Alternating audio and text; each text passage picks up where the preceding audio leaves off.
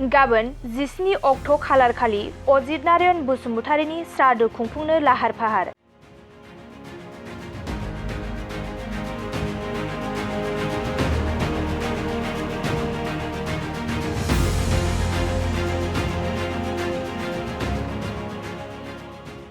चिरां जिल्लानि सिङाव थानाय रुनिखाता आस्राबारियाव फैगौ 17 अक्ट' खालारखालि दुलाराय अजित बाथौ धोरोमनि गायसनगिरि एबा फोसाबगिरि गुरु अजित नारायण बसुमतारीखौ सिबियारि रायजो राजाफोरा बिथांनि मुङाव श्राद्ध खुंफुंगोन।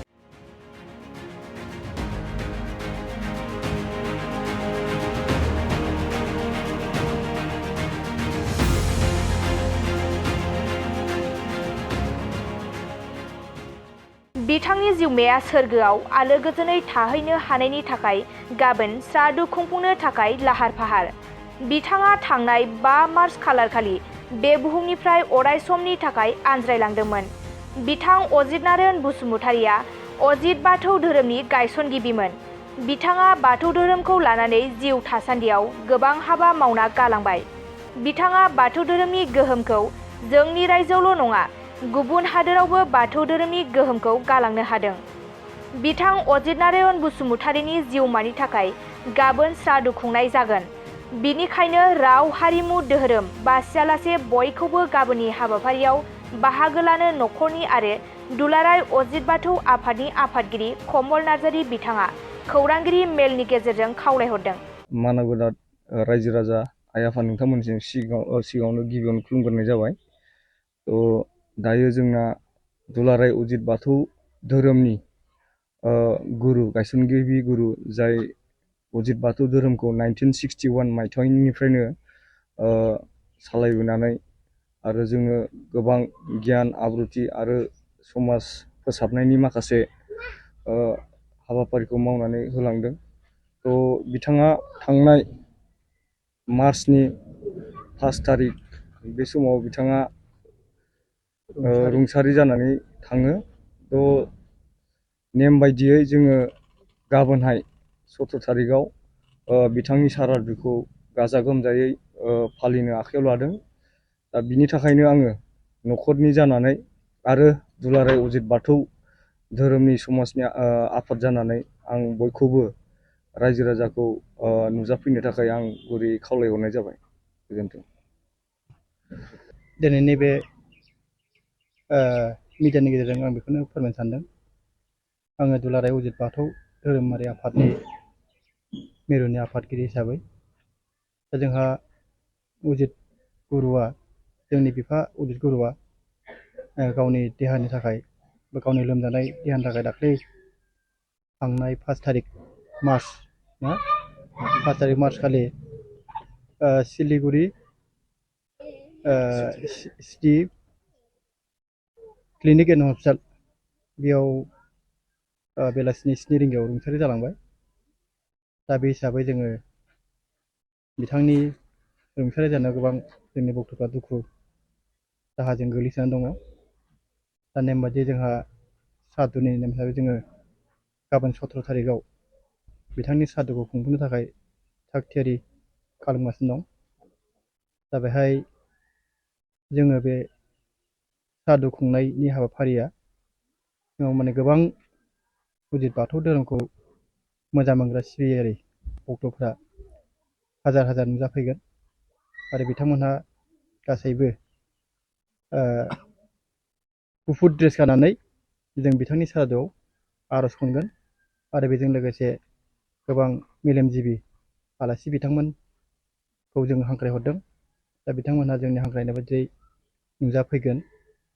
दा बेहाय जोंनि बे सारादु खुंनायनि हाबाफारियाव नुजाफैनाय साफ्रोमबो दैदेनगिरि बा आलासि बिथांमोनखौ जोङो गाजा गोमजायै बरायनायनि हाबाफारि जों साखाफारा जागासिनो दं। दा गाबोननि दिनाव जोङो नोंथांमोननि मिडियानि गेजेरजों जोंनि बे सारादु खुंनाय बा गोथार सारादु खुंनाय हाबाफारिखौ नोंथांमोननि मिडियानि गेजेरजोंनो जोङो फोसावनो होननानै जों नोंथांमोनखौ गाबोनबो हांख्रायहरनाय जादों जाहाथे नुजाफैयो। बेजों लोगोसे जोंनि गासै अजित बाथौखौ मोजां मोनग्रा बा अजित बाथौ धोरोमनि सिबियारि भक्तफोरा जाय जेरावखि थाया मानो गाबोननि सानाव लैहोर लैहोर नुजाफैगोन आरो रायजो राजाफोर नुजाफैगोन। बेनि थाखाय आङो आफादनि जानानै जोंनि गासै धोरोम सिबियारि भक्तफोरखौ आरो रायजो राजाफोरखौ जोंनि हांख्रायनाय बायदि आरो न'खरनि हांख्रायनाय बायदि बे गाबोननि जानो गोनां गोथार सारादु सानाव लैहोर लैहोर बाहागो लाफैनो थाखाय आङो मिरु आफादनि जानानै गुरैयै खावलायहरनाय जाबाय। नोंथांमोना सारादु खुंनो लाहार फाहार जागासिनो दं, जायगा आरो टाइमफोरखौ फोरमाय। जोङो गाबोन बिथांनि मुङै सारादु खुंनो जोङो जोंनि टाइमा जाहैबाय फुंनि 7 रिंगायाव जोङो मांखरथालखौ बेखेवगोन। बेजों लोगोसे जोंहा नेमखान्थि बायदियै जोंहा आर'ज लायो। जोङो गुरुनि मुङाव बा अजितनि मुङाव फुंनि जोङो 8 बा 9 रिंगानिफ्राय जों आर'ज लागोन। आर'जआ जोंहा माने सोलिबाय थागोन आरो रायजो राजाफोरनि नुजाफैनाया सोलिबाय थागोन। दा बेहाय बेनिफ्राय जोङो जानायनि थाखाय जामुंसालिखौ जोङो माने 11 रिंगानिफ्राय जानायखौ खालामजोबगोन आरोखि। जायगाखौ बेयावनो जानाय जागोन आरोखि। बे एरियायावनो एरिया माने बियो माने रुनिखाता आस्राबारि जोंनि मिरु आखुथिलि बाहायनो जोंहा मिरु मन्दिरबो दं। बिनि लांगोनायावनो जोङो बे सारादुखौ खुंनो थाखाय लाहार फाहार खालामबाय आरोखि। गाहाय आलासि हिसाबै जोङो इनभाइट खालामदों। जोंहा मानगोनां माने बारग' डिपुटि चिफ खाम्फा साराबो फैगोन। लोगोसे समाज आफादनिफ्राय लिंदों। लोगोसे दानि बिटिआर सरकारनि EM रन्जित बसुमतारी सार बिथां नुजाफैगोन आरो गोबां दैदेनगिरि आरो गासैबो मोनफ्रोमबो धोरोमारि आफादनि दैदेनगिरिजों बेराम आजार जानाय सुबुंफोरनि थाखाय ईश्वर पलिक्लिनिक एन्ड रिसार्च सेन्टारा गोबां खाबुफोर लाबोदों। बे ईश्वर पलिक्लिनिक एन्ड रिसार्च सेन्टाराव गोबां बेराम जानाय सोखानो हाग्रा मोजां रोंगौथि गोनां डक्टरफोर दं। क'क्राझार सहरनि खार गामि निउ फ्लाइअभारनि साखाथियाव थानाय ईश्वर पलिक्लिनिक एन्ड रिसार्च सेन्टारा गोबां फेसिलिटिज एबा खाबुफोर फोसावदों। ईश्वर पलिक्लिनिक एन्ड रिसार्च सेन्टारनि फेसिलिटिफोरानो जाबाय obstetrics and gynaecology, general surgery, orthopaedic surgery, laboratory, ultrasonography, casualty, paediatrics, pathology, pharmacy, laparoscopy surgery, NICU, X ray आरो ईश्वर पलिक्लिनिक एन्ड रिसार्च सेन्टारा 24 घन्टा जेब्लाबो खुलायै थागोन। लांलाय लाबोलायनि एम्बुलेन्सआबो मोजाङै सार्भिस थागोन। निखावरि सुबुंफोरनो ईश्वर पलिक्लिनिक एन्ड रिसार्च सेन्टारा रेहाय होनाय जागोन आरो बेराम आजारफोरखौ बे ईश्वर पलिक्लिनिक एन्ड रिसार्च सेन्टाराव मोजाङैनो देहाखौ फाहामथाय लाफैनो हागोन। खम बेसेनाव जायखिजाया समावनो अपारेशन खालामनो हानाय जागोन। आबुङै खौरां लाहरनो थाखाय 9395024949 जानबुं नाम्बाराव खौरां लाहरनो हागोन आरो इमेल ishwarpoli30@gmail.com आव जगाजग खालामनो हागोन। नमस्कार, मैं ईश्वर पलिक्लिनिक रिसार्च सेन्टारर सुपारिनटेन्डेन्ट डक्टर CK डिमारे কৈছো। आमार এই ईश्वर पलिक्लिनिक रिसार्च सेन्टारটো কোকৰাঝাৰৰ খাৰগাঁও ফ্লাইঅভাৰৰ তলতে এইটো নতুনকৈ আবাস স্থাপিত হৈছে। এটা নাৰ্ছিং হোম।